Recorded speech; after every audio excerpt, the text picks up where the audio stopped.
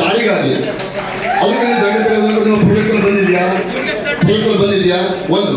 ನಂತರ ವಿದ್ಯುತ್ ಅನ್ನ ಉತ್ಪಾದನೆ ಮಾಡಿದ ನಂತರದಲ್ಲಿ ಎಲ್ಲಿ ಕೊಡ್ತೀರಿ ಎನ್ನುವುದನ್ನ ಇವತ್ತಿನ ಸ್ಪಷ್ಟೀಕರಣ ಇಲ್ಲ. ನಿಮ್ಮ DPR ನೀವು ಹೇಳಿದಂತ ಮಾತಿನಲ್ಲಿ ಇಲ್ಲ, ನೀವು ಹೇಳಿದಂತ DPR ಪುರಾಣದಲ್ಲಿ ಇಲ್ಲ. ನೀವು ನಮಗೆ ಒಂದು ವಿಚಾರ ತಿಳಿದ ಹಾಗೆ ತುಮಕೂರು ಅಥವಾ ಬೆಂಗಳೂರು ಅಂತ ಮಾತು ಹೇಳಿದ್ದಾರೆ. ಸರಿ, ಇಲ್ಲಿ ನೀವು ಅಲ್ಲಿ ಕೊಡ್ತೀರಿ ಅಂತಾದ್ರೆ 2000 ಮೆಗಾಮೀಟರ್ ಇಲ್ಲಿಂದ ಹೋಗ್ಲಿಕ್ಕೆ ಯಾವ ಲೈನಲ್ಲಿ ಸಾಮರ್ಥ್ಯ ಇದೆ? ಇವತ್ತು ಇರತಕ್ಕಂಥ ಪ್ರಸ್ತುತ ಲೈನ್ ಸಾಮರ್ಥ್ಯ ಇದೆಯಾ? ಇಲ್ಲ. ಅದಕ್ಕೆ ಹೊಸ ಲೈನ್ ಮಾಡ್ತೀರಿ ಅಂತ ನಿಮ್ಮ ಈ DPR ನಲ್ಲಿ ಆ ಪ್ರಾಜೆಕ್ಟ್ ಬಂತ ಎಲ್ಲಿ ಲೈನ್ ಮಾಡ್ತೀರಿ?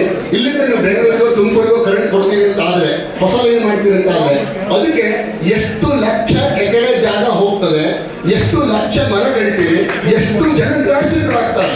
ಇವತ್ತು ನಮ್ಮಲ್ಲಿಗೆ ಇರ್ತಕ್ಕಂಥವ್ರು 5ರಿಂದ 10,000 ಇಲ್ಲಿ ನಾವು ಸೇರಿರ್ಬೋದು, ಆದ್ರೆ ಮುಂದೆ ನೀವು ಲೈನ್ ತಗೊಂಡು ಹೋಗುವಾಗ ಲಕ್ಷ ಜನ ಸೇರುವ ಪ್ರಸಂಗ ಬರಬಹುದು. ಇದನ್ನು ಎಚ್ಚರಿಕೆ ಹೇಳ್ತಾ ಇಲ್ಲ, ವಾಸ್ತವ ಹೇಳ್ತಾ ಇದ್ದೀನಿ. ಇಲ್ಲಿ ನಿಮ್ಮ ಕರೆಂಟ್ ಅನ್ನು ಕೊಡುವಂತ ಬಗ್ಗೆ ಅದ್ರ ಬಜೆಟ್ ಅನ್ನು ಸೇರಿಸಲೇ ಇಲ್ಲ. ನೀವು ಅದನ್ನ ಏನು ಹೇಳಿದ್ದೀರಿ? ಎಲ್ಲೂ ಹೇಳಿಲ್ಲ. ಇದನ್ನು ಇಷ್ಟೊಂದು ಸಹ ಒಂದು ಕ್ಲಿಯರಿಟಿ ಬೇಕು. ಜೊತೆಗೆ ನನ್ನ ಮಾತನ್ನು ಮುಗಿಸ್ತೇನೆ. ಮತ್ತೆ ಪ್ರಶ್ನೆಗಳು ಬಹಳಷ್ಟು ಇದೆ. 48 ಪ್ರಶ್ನೆಗಳಿದ್ದಾವೆ. ನಾನು ಎಲ್ಲ ಪ್ರಶ್ನೆ ಹೇಳಿಲ್ಲ, ಕೇವಲ ಹಿಟ್ಸ್ ಮಾತ್ರ ಹೇಳ್ತಾ ಇದ್ದೇನೆ. ನಾನು 48 ಪ್ರಶ್ನೆಗಳಿದ್ದೇನೆ. ಈ ಎಲ್ಲ ವಿಚಾರಗಳಿಗೆ ನಮಗೆ ಉತ್ತರ ಕೊಡೋರು ಯಾರು? ನಾವು ನೀವು ಸಭೆ ಕರೆದಿದ್ದೀವಿ, ಧನ್ಯವಾದ.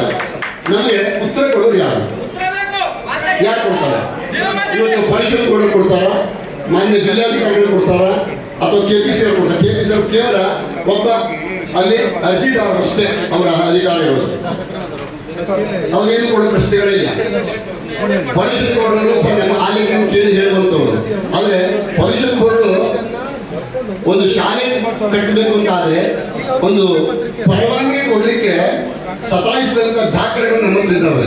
ಪರಿಷತ್ ಬೋರ್ಡ್ ಒಂದು ಶಾಲೆ ಕಟ್ಟಲಿಕ್ಕೆ ಪರೀಕ್ಷೆ ಕೊಡ್ಲಿಕ್ಕೆ ನಿಮಗೆ ಕ್ಲಿಯರಿಟಿ ಕೊಡ್ಲಿಕ್ಕೆ ಅವಕಾಶ ಇಲ್ಲ. ಇಷ್ಟು ದೊಡ್ಡ ಭೂಗತ ಒಂದು ಯೋಜನೆ ಮಾಡುವಾಗ ಪರವಾನಗಿಯನ್ನು ಹೇಗೆ ಕೊಟ್ರಿ?